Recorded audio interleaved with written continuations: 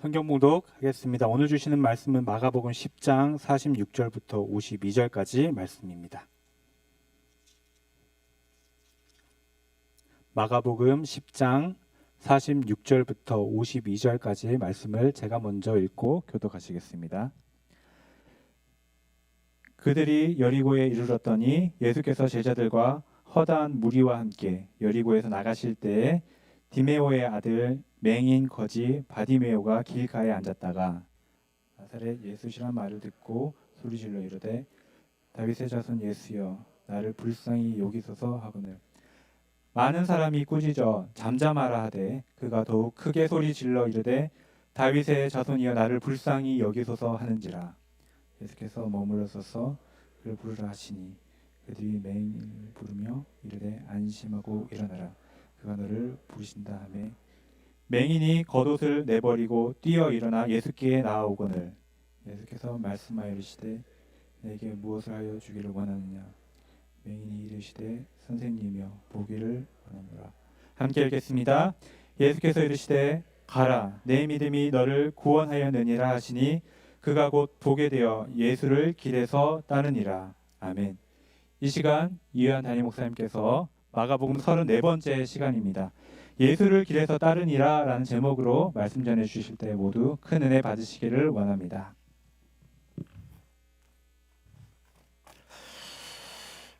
할렐루야. 마가복음 말씀 계속 나눕니다.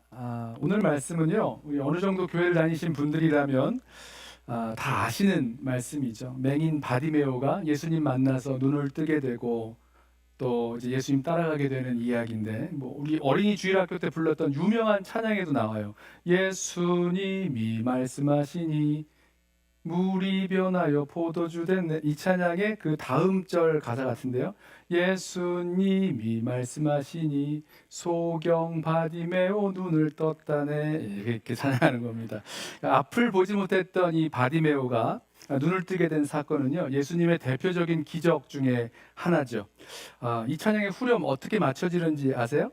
예수님, 예수님, 나에게도 말씀하셔서 새롭게 변화시켜 주소서.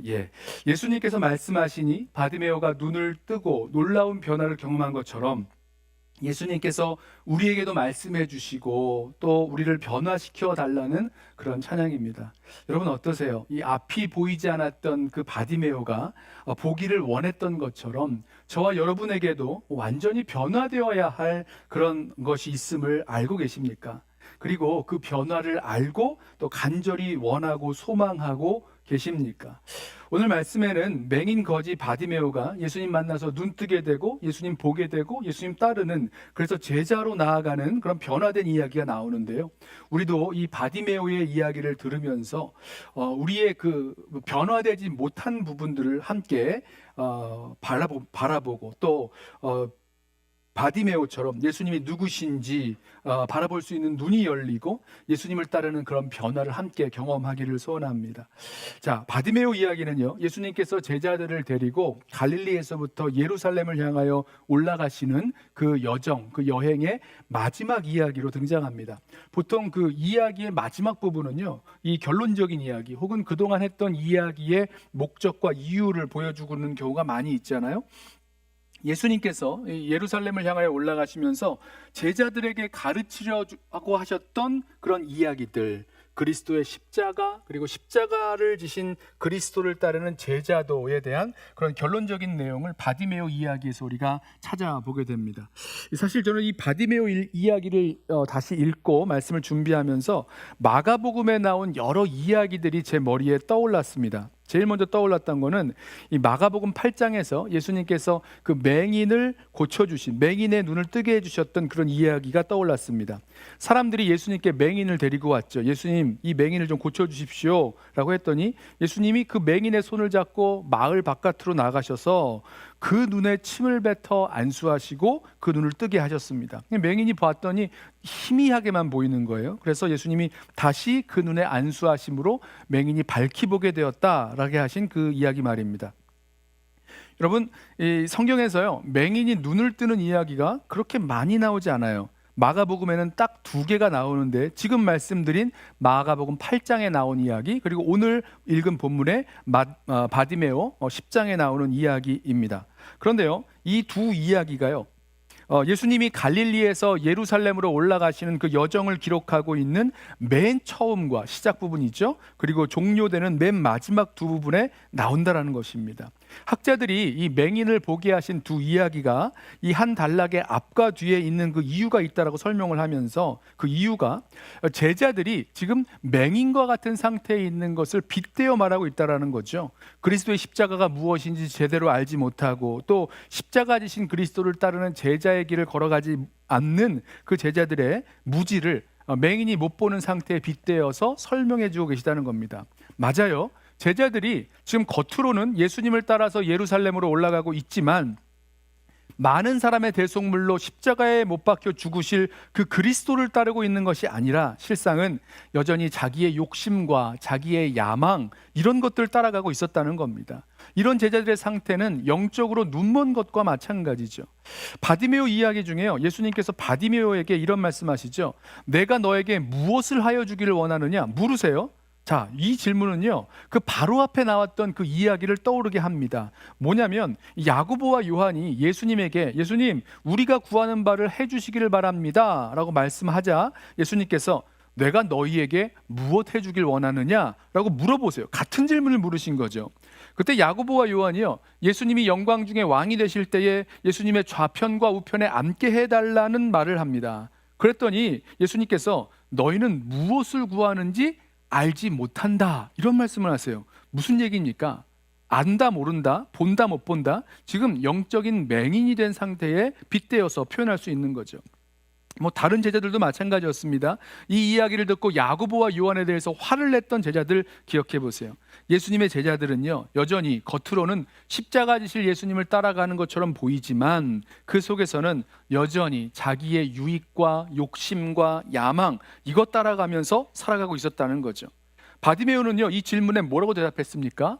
주여, 선생님이요, 보기를 원하나이다 라고 대답해요. 이 말은요, 맹인 자신이 보지 못하고 있음을 인정하고 있는 거죠. 그래서 볼 수 있게 되기를 원한다 라고 말하는 겁니다. 그렇다면 지금 누가 진짜 맹인인 겁니까? 이 요한복음 9장을 보면요, 예수님께서 이 맹인을 고치신 또 다른 이야기가 하나 나오는데, 바리새인들이요, 예수님이 안식일에 맹인을 고쳤다고 해서 예수님을 비방합니다. 그러자 예수님은 눈뜬 바리새인들이야말로 진짜 맹인이다, 이런 말씀을 하나 하세요. 요한복음 9장 39절부터 41절 말씀인데요, 들어보세요. 예수께서 이르시되 내가 심판하러 이 세상에 왔으니 보지 못하는 자들은 보게 하고 보는 자들은 맹인이 되게 하려 함이라 하시니, 바리새인 중에 예수와 함께 있던 자들이 이 말씀을 듣고 이르되 우리도 맹인인가? 예수께서 이르시되 너희가 맹인이 되었더라면 죄가 없으려니와 본다고 하니 너희 죄가 그대로 있느니라. 여러분, 이 말씀 이해되세요? 바디메오처럼 두 눈으로 볼 수 없어서 맹인된 것 아니라 두 눈 시퍼렇게 뜨고 보고 있지만 예수님이 누구신지, 그리고 예수님이 하시는 그 사역이 무엇인지 제대로 보지 못하니까 맹인이라고 말씀하신다는 겁니다. 예수님의 제자들, 자신의 눈이 어두워서 예수님이 누구신지, 또 어디를 향하여 가고 계시는지 제대로 몰랐어요. 그래서 제자들이 영적으로 맹인이 되어 보지 못하고 있는 그 상태를 말씀하고 있는 것입니다. 자, 또 떠오르는 장면이 또 있었어요. 예수님이 바디메오에게 내 믿음이 너를 구원하였느니라, 이 말씀하시죠. 여러분, 떠오르는 그 장면 없으세요? 예수님께서 12해 동안 혈루병 앓던 그 여인에게 하신 말씀과 똑같습니다. 12해 동안 혈루병 앓던 여인이 내가 예수님께 다가가서 그 옷자락만 만지더라도 내가 이 병이 나을 거야 라고 믿고 몰래 다가가서 예수님 옷자락 잡죠. 그랬을 때 예수님의 능력이 나갔습니다. 예수님 돌아보시고 무슨 일인지 돌아보았을 때 그 여인이 자초지정을 말합니다. 그랬더니 그 여인에게 하신 말씀, 딸아, 내 믿음이 너를 구원하였으니 평안히 가라 말씀하셨죠. 자, 예수님은요, 혈루병 앓던 그 여인의 믿음을 칭찬하여 돌려보내셨습니다. 예수님은 바디메오의 믿음, 예수님이 누구신지 믿는 그 믿음, 예수님이 아무도 고치지 못한 나의 병, 나를 절망하고 체념하게 만드는 그 병을 고쳐주실 분, 진정한 구원자요 치료자이심을 믿는 믿음을 보고 인정해 주셨다는 거죠. 자, 또 있어요. 제가 떠오르던 이야기 또 하나는 이 바디메오가 길가에서 이 눈이 열려 보게 되고 그 길에서 즉시 예수님을 따라가는 장면입니다. 자, 이 장면에서요, 저는 예수님 따라가지 못했던 그 젊은 부자 관리 있었죠. 그 젊은 부자 청년이 생각났어요. 부자 청년이 예수님께 나와서 예수님, 무엇을 하여야 영생을 얻으리까 물었을 때 예수님께서 내게 있는 것을 다 팔아 가난한 자에게 주고 와서 나를 따르라 말씀하셨습니다. 그랬더니 이 부자 청년이요, 자기의 재물이 너무 많으니까 슬퍼하면서 예수님 따라가지 못하고 슬피 따라가지 못하고 돌아갔던 그 모습, 굉장히 비교적으로 제 머리에 떠올랐습니다. 자, 이렇게 여러 떠오르는 이야기를 말씀드리는 이유는요, 이 바디메오 이야기가 7절밖에 되지 않는 짧은 이야기이지만 그 속에서 여러 이야기들, 여러 등장인물들 떠오르게 하면서 서로 빗대어 보기도 하고 대조시켜 보기도 하면서 우리로 예수님을 따라가는 그 제자의 모델로서의 바디메오의 그 변화를 볼 수 있게 만들어줍니다. 그 변화를 우리 함께 좀 보시자는 거죠. 자, 이제 바디메오 이야기로 차근차근 한번 살펴보시면서 맹인 거지 바디메오가 어떻게 예수님을 따르는 제자로 변화되었는지, 그 변화되는 모습, 그 포인트들을 살펴보시면서 우리는 어떻게 변화되었는지, 또는 어떻게 변화되지 않고 제자리에 머물러 있는지, 우리의 변화를 무엇이 가로막고 있는지 한번 같이 생각해 보면서 은혜를 나누어 보려고 합니다. 자, 이 바디메오가 있었던 여리고요. 여리고는 예루살렘으로 올라가는 관문 도시였습니다. 6월절 같은 유대인의 절기가 되면 많은 사람들이 여리고를 지나서 예루살렘으로 올라갔습니다. 예수님과 제자들이 여리고에 이르렀을 때도 6월절을 앞에 두고 있는 시기라서 많은 사람들이 여리고로 모여들었죠. 예루살렘으로 올라가는 순례객 중에서는요, 예수님과 또 제자들과 함께 합류해서 같이 올라가려는 사람들도 많아졌어요. 이들이 예수님과 함께 여리고를 지나가는 길에 바로 맹인 거지 바디메오가 앉아서 지나가는 사람들에게 동량을 구하고 있었습니다. 자, 지금도 앞이 안 보이면 뭐 그렇게 할 수 있는 일의 분야가 제한적인데, 예수님 당시에는 앞이 보이지 않는 사람들은 생계를 유지할 수 있는 그런 방법이 몇 개가 없었어요. 그저 거리에 나아가서 지나가는 사람들에게 동정을 구하여 한 푼 두 푼 받아서 근근히 살아가는 길밖에 없었다고 합니다. 맹인 거지 바디메오도 그날 여리고에서 예루살렘으로 올라가는 그 순례객들 앞에서 아침부터 한 푼을 달라면서 동정을 구하고 있었겠죠. 이 앞이 보이지 않는 바디메오는요, 사람들이 왔다가 이렇게 지나가는 소리를 하루 종일 들었을 텐데, 이 청각이 발달돼 있었을 테니까 이 사람이 남자인지 뭐 여자인지 어린아이인지 혹은 노인인지 뭐 군인인지 시민인지 비즈니스맨인지, 또 얼마나 많은 사람이 지금 한꺼번에 지나가는지, 뭐 얼마나 급하게 천천히 또 무슨 일로 예수님 예루살렘에 올라가는지, 뭐 이런 것들을 다 짐작할 수 있었을 거예요. 특히 사람들이 하는 말들을 잘 들었을 것 같습니다. 그래서 자기에게 필요한 정보들을 얻었겠죠. 그 많은 소리들 가운데 이 바디메오가 들었던 그 이야기가요, 나사렛 예수에 관한 이야기였습니다. 여러 지역에서 오는 사람들의 입을 통해 전달되어지고 있었던 나사렛 예수에 대한 소문들. 예수님이 내가 아는 누구누구의 병을 고치셨다. 아니, 나는 예수님이 귀신을 쫓아내는 것을 내가 봤어. 아니, 나는 그 병이 나은 장본인이야. 나는 베세다 광야에서 예수님께서 보리떡 5개와 물고기 2마리로 5,000명을 먹이시는 그 자리에 있었어. 뭐 이런 사람들이요. 이런 사람들이 전해준 그 이야기들이 계속해서 사람들에게 퍼져나가고 있었다는 겁니다. 바디메오는요, 예수님이 얼마 전에 앞 못 보는 사람의 눈을 뜨게 해주셨다라는 그 이야기도 전해 들었을 거예요. 마가복음 8장에 나오는 이야기죠. 아주 귀가 번쩍 뜨이는 소식이 아닐 수 없습니다. 너무 궁금해진 바디메오가 물어봤겠죠. 대체 이 나사렛 예수가 누구시냐고 물었을 것입니다. 누구는 나사렛 예수를 선지자라고도 했을 것이고, 누구는 랍비 선생님이라고 했을 것이고, 누구는 이 예수가 우리가 기다리는 메시아시라고, 그리스도시라고 했을 것입니다. 그리고 그 예수가 여리고에 가까이 오셨고 이제 6월절에는 여리고를 지나 예루살렘으로 올라가실 것이다 라는 그런 소식도 들어 알았을 것입니다. 자, 바디메오는요, 이 예수님을 분명히 만나고 싶었을 것입니다. 지금까지 들은 나사렛 예수의 이야기 그 소문대로라면 이 예수는요, 나의 눈을 뜨게 하실 수 있는 유일한 분이셨어요.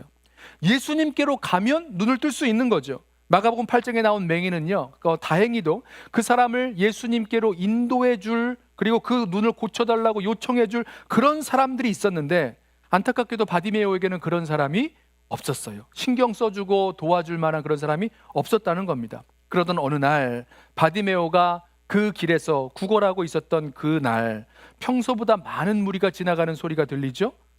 무슨 일이지? 분위기가 심상치 않습니다. 자, 바디메오는 사람들에게 지금 무슨 일인데 이렇게 많은 사람들이 한꺼번에 이동하는지 물어봤을 거예요. 사람들이 말하죠. 나사렛 예수가 지금 지나가신다. 바디메오는 다급해졌을 겁니다. 바디메오가 아무리 귀가 밝다고 해도 눈이 안 보이니까 많은 무리 가운데서 예수님이 어디 계신지, 예수님이 누구신지, 뭐 하고 계시는지 이거 알 수 없잖아요. 이 누가복음을 보면 이 여리고의 세리장이었던, 같은 동네입니다. 여리고의 세리장이었던 이 삭개오가 눈이 열렸는데도 키가 작아서 이 예수님을 볼 수가 없었어요. 그래서 그 무리 가운데 지나가시는 예수님을 보기 위해서 뽕나무 위로 올라가서 보았던 것 기억하시죠? 그러니 눈을 뜨고도 잘 볼 수가 없었다면 이 맹인 바디메오가 무리들 가운데 지나가시는 그 예수님을 발견하고 찾아간다는 것, 이건 불가능한 일이었습니다. 바디메오는요, 그 자기 앞을 지나가는 그 예수님을 꼭 만나고 싶었어요. 꼭 붙들고 싶었어요. 예수님 만나면 예수님께서 나의 보이지 않는 눈을 열어주실 것이다, 고쳐주실 것이다 믿었습니다. 그런데 어떻게 합니까? 예수님 만날 방법이 없지요. 바디메오를 예수님께 인도해 줄 사람도 없고, 가서 예수님을 모시고 올 사람도 없고, 옆에서 자신을 도와줄 만한 그런 사람도 없습니다. 그래서 바디메오는요, 예수님이 지나간다는 그 소식에 예수님을 소리쳐 부르기 시작했습니다. 예수님을 만나기 위해서 이 바디메오가 할 수 있는 유일한 방법이란 예수님을 소리쳐 부르는 것밖에 없었다는 거죠. 47절을 보세요. 나사렛 예수시란 말을 듣고 소리질러 이르되 다윗의 자손 예수여 나를 불쌍히 여기소서 하거늘. 자, 사람들이 나사렛 예수가 지금 여기를 지나가신다 라는 말을 하였을 때 바디메오는요, 예수님을 나사렛 예수라고 부르지 않고 다윗의 자손 예수여 이렇게 부르고 있습니다. 그리고 나를 불쌍히 여겨달라고 간청하는 거예요. 예수님을 다윗의 자손이라고 부르는 것에는요, 큰 의미가 담겨 있습니다. 예수님을 그리스도, 메시아라고 부르는 거예요. 가이사라 빌립보에서 우리가 잘 아는 말씀이죠. 예수님께서 제자들에게 너희는 나를 누구라고 하느냐 물으셨더니 베드로가 주는 그리스도십니다 라고 고백했던 것과 같은 고백입니다. 바디메오가 예수님을 다윗의 자손이라고 부르는 것은요, 예수님을 그리스도, 메시아라고 고백하고 부르는 거죠. 왜냐하면 이 유대인들이 바벨론 포로에서 귀환해서 여전히 이방인들의 압제 속에 살고 있었을 때에 하나님께서 이스라엘을 회복시켜 주시기를 기다렸는데, 사무엘하 7장을 보면 하나님께서 다윗의 자손을 통해서 이스라엘을 영원히 다스릴 그 왕권을 주시겠다고 약속하셨으니까 하나님이 보내실 그리스도 메시아는 바로 다윗의 자손이라는 겁니다. 그래서요, 예수님 시대에 다윗의 자손이라고 부르면 그것은 그리스도를 지칭하는 그런 용어가 됐어요. 마가복음 12장에도 예수님이 이런 말씀을 하시죠. 예수님이 성전에서 가르치실 때 마가복음 12장 35절에 어찌하여 서기관들이 그리스도를 다윗의 자손이라 하느냐 이렇게 물으십니다. 이 무슨 말씀인지 아시겠죠? 당시 유대인들이 그리스도를 다윗의 자손이라고 불렀다는 겁니다. 반증이죠. 자, 바디메오는 나사렛 예수가 다윗의 자손 곧 그리스도 메시아시라고 믿었다는 거예요. 저는 이 믿음이 놀랍습니다. 요한복음 1장을 보면 나다나엘이라는 사람이 나와요.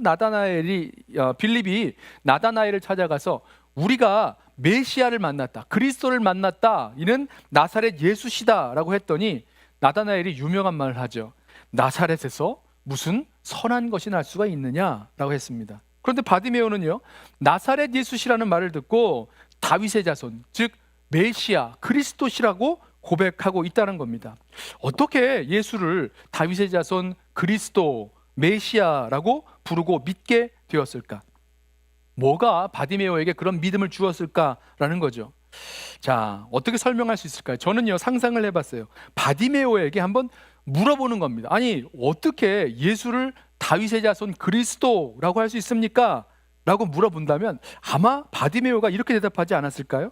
아니, 그렇게 많은 증거와 표적을 보고도 듣고도 어떻게 예수가 그리스도이신 것을 모를 수 있습니까? 저는 눈이 안 보여도 아는데요? 이렇게 물을 것 같아요. 질문하는 사람에게 오히려 반문했겠죠. 드리려는 말씀이 이겁니다. 예수님께서 선포하고 행하신 그 모든 하나님 나라의 표적들과 또 예수님의 행적들을 볼 때에 예수님이 그리스도신 것을, 예수님이 메시아이신 것을 믿기에 충분하다, 모자람이 없다라는 것입니다. 눈이 보이지 않았던, 그래서 예수님이 사역하신, 예수님의 그 행적을 볼 수 있었던 현장에 없었던 그 바디메오도 예수를 주와 그리스도로 믿을 수 있었다면 저와 여러분에게도 마찬가지로 믿을 수 있는 충분한 증거가 있다는 거죠. 혹 우리들 가운데 예수님을 우리 인생의 주인과 또 그리스도이신 것을 믿지 못하는 분들이 계시다면 이 맹인 거지 바디메오를 한번 생각해 보시죠. 예수님 따라다니지 못했습니다. 예수님의 그 놀라운 그 기적의 현장들을 보지 못했습니다. 오병이어를 나누어 먹은 사람도 아닙니다. 그런데 이 바디메오는 여리고 거리에 앉아서 동정을 하며 지나가는 사람들이 전해준 이야기를 듣고서도 예수님이 정말 그런 일을 하셨다면, 그런 행적을 보이셨다면 이분은 정말로 다윗의 자손 그리스도 메시아라고 확실히 믿을 수 있었다는 겁니다. 뿐만 아니라 그분이야말로 나를 이 보이지 않는 자리에서 눈뜨게 하실 분이라는 것을 믿을 수 있다라는 거죠. 자, 여러분, 여기에서 저는 첫 번째 바디메오의 변화의 포인트를 잡고 싶어요. 여러분, 무엇입니까? 무엇이 바디메오의 변화입니까?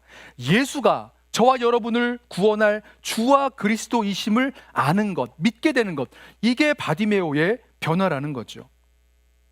바디메오가 다윗의 자손 예수여 나를 불쌍히 여기소서 얼마나 소리를 질렀는지 많은 사람들이 바디메오를 꾸짖습니다. 조용히 하라는 거죠. 한두 사람도 아니라 많은 사람이 바디메오에게 시끄럽다고 소리 좀 지르지 말라고 화를 내고 역정을 내고 때로는 뭐 무시하고 욕하고, 아니 뭐 거지 맹인 주제에 뭐 이렇게 시끄러워 이러면서 무시하는 사람들도 있었을 거예요. 자, 그런데 그 정도 되면요, 웬만한 사람이라면 뭐 주눅도 들고, 아니 내가 이렇게까지 욕 먹으면서 이렇게 해야 하나 하는 생각에 그만 멈출 수도 있을 것 같은데 바디메오는 멈추지 않았습니다. 오히려 더욱 크게 소리질러 부르짖는 겁니다.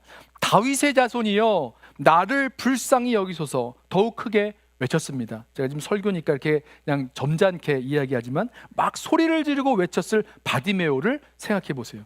왜 그랬을까? 왜 그렇게 그 순간에 이 예수님께 다시 다윗의 자손이여 욕을 먹으면서까지 나를 불쌍히 여기소서 외치고 또 외쳤을까? 여러분, 바디메오에게 있어서는요, 이 순간이 예수님을 만날 수 있는 유일한 기회, 처음이자 마지막 기회였다는 겁니다.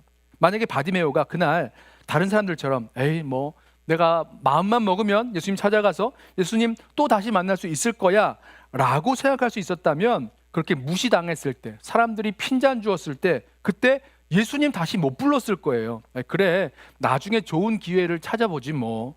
예수님께서 예루살렘 올라가셨다가 또 내려오실 거잖아. 그러면 그때 다시 한번 예수님께 좀 예수님 이름 불러보지 뭐. 다음에 해보자. 뭐 이러면서 다시 예수님 부르지 않았을 거란 말입니다. 여러분, 그런데요, 이 바디메오에게 있어서는요, 예수님을 찾는 것, 만나는 것, 이것이 너무나 중요했기에 지금 이 기회를 꼭 붙잡아야 됐다는 겁니다. 간절히 사모하며 구하게 됐다는 거죠. 여러분 아시죠? 이것이요, 예수님을 만날 수 있는 마지막 기회였어요. 또 다른 기회 없었습니다. 우리 아는 대로 이번에 예수님께서 예루살렘에 올라가시면 다시 내려오시지 않으십니다. 예루살렘에서 십자가에 못 박혀 죽으실 거예요. 그러니 지금 바디메오 앞을 지나가는 예수님, 그 예수님은요, 지금 만날 수 있는 처음이자 마지막 기회가 되는 거였죠. 여러분, 저와 여러분에게도 마찬가지입니다. 우리가 예수님을 찾고 예수님을 만나고 예수님께 순종할 수 있는 그런 또 다른 기회가 올 거라고 생각하시는 분들 계시죠. 다음에 믿을 거야, 다음에 순종할 거야, 다음에 주님 따를 거야 생각하시는 분들 계시다면 여러분 기억하십시오. 내일이 아니라 오늘이고 바로 지금입니다. 그리고 여기에서부터 바디메오처럼 예수님을 따르고 순종하고 찾고 나아가야 된다는 거죠. 다음 기회가 또 있으니 나중에, 다음에 하겠다, 다음에 믿겠다, 다음에 순종하겠다. 여러분 이 말에 속지 마십시오. 지금 우리가 예수님을 찾고 나아가는 것, 지금 만나는 것, 이게 너무나 귀중하고 소중한 거라는 것이죠. 그리고 예수님은 우리를 만나주시고 우리를 변화시켜 주실 것입니다. 바디메오는 지금 예수님 못 만나면 다음 기회를 보장할 수 없으니 여기서 잠잠할 수 없다는 거예요. 더욱 크게 소리를 질러 다윗의 자손 예수여 나를 불쌍히 여기소서 예수님을 소리쳐 불렀습니다. 그리고 예수님은 그 목소리를 들으셨죠? 가시던 길을 멈추시고는 그를 불러오너라 말씀하십니다. 사람들이 바디메오에게로 돌아가죠. 안심하고 일어나라 그가 너를 부르신다. 자, 그러자 바디메오는 이 말을 듣고 자신이 앉아있던 자리에서 겉옷을 벗어던지고 벌떡 일어나 예수님께로 나왔습니다. 50절 말씀이에요. 맹인이 겉옷을 내어버리고 뛰어 일어나 예수께 나아오거늘. 여러분 생각해 보세요. 바디메오가 지금 내버리고 예수님께 뛰어간 그 겉옷, 이게 단순한 옷이 아니었습니다. 낮에는 덥고 밤에는 굉장히 추운 그 땅에서 이 겉옷은 이불이 되어주는 거였어요. 밤마다 떨어지는 체온을 보호해줄 아주 생활의 필수품인 것입니다. 특별히 맹인 거지 바디메오에게 있어서는요, 아마 가장 고가에 속하는 자기의 소유였는지 모르겠어요. 하지만 자신의 겉옷이 예수님께 나아가는데 방해가 되니까 그 소중한 겉옷을 미련 없이 내어 던질 수 있었습니다. 예수님께 나아가기 위해서라면 그 겉옷이 아깝지 않은 거죠. 지금 겉옷이 문제가 아니라는 거예요. 예수님께 나아가는 이 기회, 예수님께 나아가는 이 순간, 이 겉옷보다 소중하다는 겁니다. 예수님이 그 겉옷보다 더 소중한 분이시라는 거예요. 여러분, 이게 바디메오의 믿음이요 바디메오의 변화입니다. 예수님 만나는 것을 가로막고 있는 것 없으십니까? 저와 여러분에게 있었어요. 예수님 찾고 만나는 시간보다 더 소중하게 여기는 그런 시간들 없으십니까? 예수님 따르는 것보다 더 따르고 추구하고 따르게 만드는 것들, 예수님께 나아가지 못하게 만드는 거추장스러운 것들, 여러분 없지 않으세요? 바디메오에게는 이것이 겉옷이었다면 예수님께 찾아와 무엇을 하여야 영생을 얻으리까 물었던 그 부자 청년에게는 자기의 많은 재산이 바로 그 거추장스럽고 예수님께 나아가는 것을 가로막는 것이었다는 거죠. 절대 비교로, 아니 이 부자 청년은 재산이 많고 누굽니까? 바디메오는 이 겉옷밖에 안 되잖아요. 이렇게 얘기하실 수 있는 분이 있는데 생각해 보세요. 이 거지 바디메오에게 있어서는요, 이 겉옷의 그 폴션이요, 이 부자 청년이 갖고 있었던 그 많은 재산의 폴션과 아주 같은 양이 아니었을까, 그런 비율이 아니었을까 한번 생각을 해보게 됩니다. 자, 아무튼 우리에게도 예수님보다 더 중요하게 생각하고 아끼고 사랑하는 것이 있다면, 여러분 그것이요, 우리로 예수님을 만나지 못하게 하는 바로 그 겉옷, 그 재물이 될 것입니다. 사도 바울이 감옥에 갇혀서 빌립보 성도들에게 편지를 쓰면서 아주 유명한 말을 했죠. 빌립보서 3장 7절부터 말씀에 7절부터 이 말씀이 나옵니다. 그러나 무엇이든지 내게 유익하던 것을 내가 그리스도를 위하여 다 해로 여길 뿐더러 또한 모든 것을 해로 여김은 내 주 그리스도 예수를 아는 지식이 가장 고상하기 때문이라. 내가 그를 위하여 모든 것을 잃어버리고 배설물로 여김은 그리스도를 얻고 그 안에서 발견되려 함이니 라고 고백합니다. 무슨 말씀입니까? 그 무엇보다도 예수 그리스도가 가장 귀중한 보배요 보물이요 나의 전부가 되는 것, 여러분 바로 이 모습이에요. 이것이야말로 바디메오의 놀라운 변화의 모습입니다. 바디메오는 여전히 앞이 안 보여요. 자기 겉옷을 내버려둔 채 일어나서 사람들의 도움을 좀 받았겠죠? 그러나 가장 빠른 속도로 예수님께 더듬더듬 나왔습니다. 예수님이 바디메오에게 물으셨어요. 내가 너에게 무엇을 해주길 원하느냐? 바디메오가 대답하지요. 선생님, 저는 다시 보기 원합니다. 자, 우리 개혁 성경에는요, 그냥 다시 보기, 그냥 개혁 성경에는요, 그냥 보기를 원한다라고만 나오는데 헬라어 원문 단어를 잘 보면 이게 다시 보기를 원한다. 아나블레포, 그냥 블레포라고 하지 않고 아나블레포라고 얘기하는데요, 다시 보기를 원한다라고 말하고 있습니다. 이것을 보아하니 바디메오가요, 처음 태어날 때부터 맹인이 되었다기보다는 어떤 사고로 시력을 잃었다, 아니면 어떤 병으로 시력을 잃었던 것이 아닌가, 이런 생각을 하게 합니다. 아무튼 바디메오에게는요, 분명한 소원이 하나 있었는데 다시 보게 되기를 원했다는 겁니다. 아니, 맹인이 다시 보기를 원한다는 거, 이거 뭐 당연한 소원 아닌가요? 하실 분들 계실 텐데, 여러분 이런 소원을 가지는 것이요, 꼭 당연한 것만은 아니에요. 왜냐하면 이루어질 수 없는 소원에 대해서는요, 실망, 낙심, 절망 속에서 그냥 체념해버리기 쉽기 때문이죠. 아니, 세상에 누가 눈을 뜨게 해준다는 얘기입니까? 누가 눈을 다시 보게 할 수 있습니까? 없었어요. 바디메오가 질병이든지 사고든지 그 실명하게 되었을 그때에 그 눈을 다시 보게 하려고 해보지 않은 일, 할 수 있는 일은 다 해봤을 겁니다. 그러나 나도 알고 남도 알고 다 아는 얘기죠. 아무도 고칠 수 없는 병이었어요. 그럼에도 불구하고 혹시나 하고 이 약도 써보고 저 약도 써보고 이 의사 저 의사 이 병원 저 병원 다 다니고 집 팔고 땅 팔고 빚까지 졌는지 몰라도 결국은 눈을 고칠 수가 없었다는 거죠.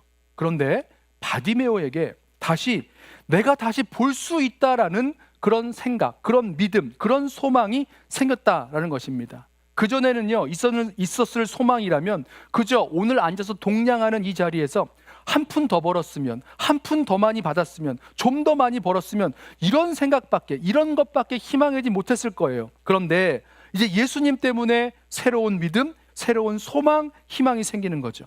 그분을 만나면 눈을 뜰 수 있다. 그분을 만나면 새로운 삶을 살아갈 수 있다. 이런 희망과 열망이 생겼다는 것입니다. 자, 무엇이 바디메오의 변화입니까?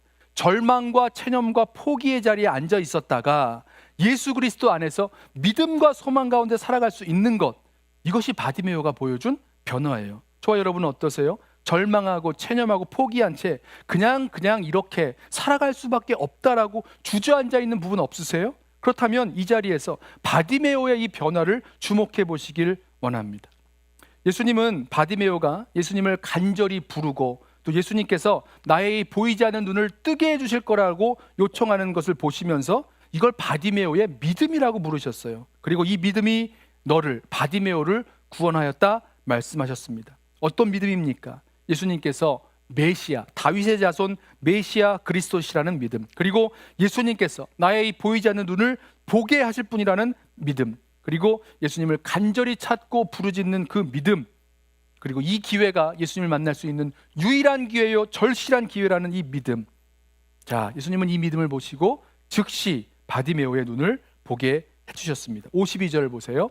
예수님이 말씀하시자마자 바디메오가 곧 즉시 보게 되고 즉시 예수님을 길에서 따르는 제자가 됩니다. 52절.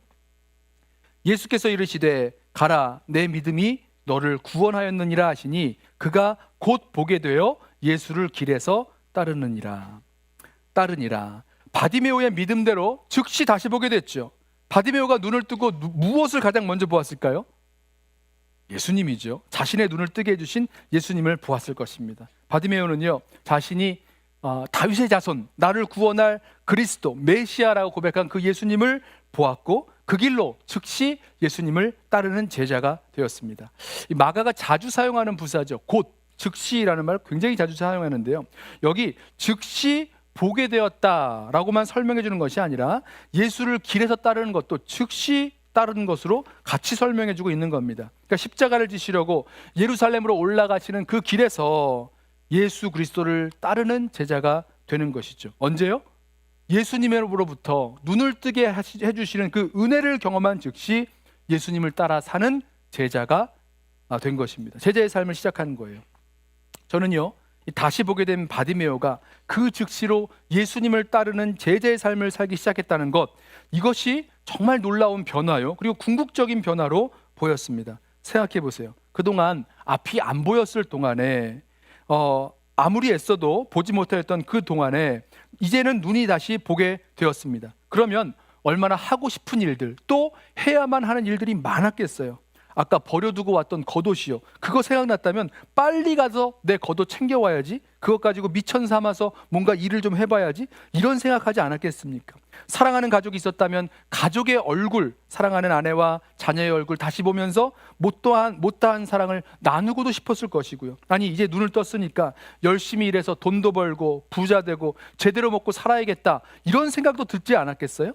그동안 눈이 보이지 않아서 받았던 그런 한 맺힌 일들, 괄시받고 또 눈이 안 보인다고 사람들이 속이고 또 죄 때문에 저주받아 그런 거라고 이야기하던 그 사람들에게 뭔가 찾아가서 나 이제 눈 떴다, 본때를 보여주고 싶었을 수도 있었을 것입니다. 푸른 하늘을 보면서 들판을 달려보고 싶기도 했을 거예요. 그런데 바디메오는 눈을 뜨자마자 그 길에서 예수님을 바라보았고 예수님을 따르는 제자가 되었습니다. 여러분, 이게 바디메오의 변화예요. 어떻게 그럴 수가 있어요? 이제 눈을 떴는데 왜 예수님 따릅니까? 해야 할 일이 얼마나 많이 있는데요. 그런데요, 바디메오의 변화는요, 예수를 보게 되어 따를 수 있을 때 주저없이 즉시 예수를 따라가는 제자가 되었다는 것, 제자의 삶을 살아갔다는 것, 이것이야말로 놀라운 변화입니다. 사람은요, 자기의 유익, 자기의 만족, 그리고 우리 제자들 통해서 보았던 것처럼 자기의 야망 따라 사는 것이 타락한 인간의 본성일 텐데, 이제는 예수를 주와 그리스도로 모시고 인정하고 즉시 예수님을 따라 사는 삶, 이렇게 변화된 것, 이것이 바디메오의 변화였습니다. 말씀을 좀 마치고 정리하고 맞춰보려고 하는데요, 예루살렘으로 가는 그 길에서 앉아서 동정을 구하고 있었던 맹인 거지 바디메오의 변화의 그 포인트들을 살펴보면서, 여러분, 저와 여러분들 가운데 바디메오처럼 변화되지 않은 그런 지점들을 발견하셨습니까? 혹시 우리들 가운데 예수님의 이 선포와 행적을 보고도 듣고도 여전히 예수님을 주와 그리스도로 믿지 못하는 그런 진짜 맹인들 아니 계십니까? 변화받지 못하신 분들 아니 계십니까? 예수님만이 우리의 구원이시기에 예수님을 간절히 찾고 부르지 못하는 그런 진짜 맹인 없으십니까? 예수님께 나아가고 예수님 따라가는 것보다 더 소중히 여기는 것 때문에 거기에 매이고 묶여서 종노릇하며 사는 그런 진짜 맹인 아니 계십니까?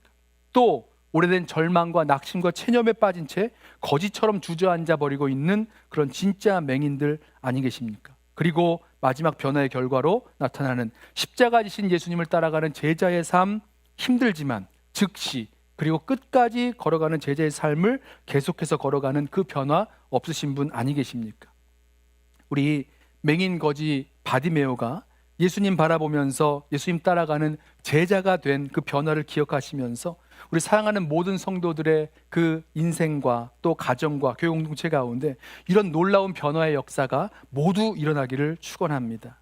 예수님만이 나를 고쳐주시고 살려주실 분, 구원하여 주실 분이라는 것을 믿는 그 믿음, 그리고 예수님이 가장 귀중한 것을 알아 무엇보다도 예수님을 간절히 찾고 구하고 나아가는 그런 믿음, 그리고 예수님께서 우리로 눈뜨게 해주셔서 주님의 은혜를 경험하게 되고 예수님을 따라가는 제자로 살게 하시는 그런 놀라운 은혜와 변화의 역사를 우리 함께 경험하게 되시기를 예수님의 이름으로 부탁하며 축원합니다. 기도하겠습니다.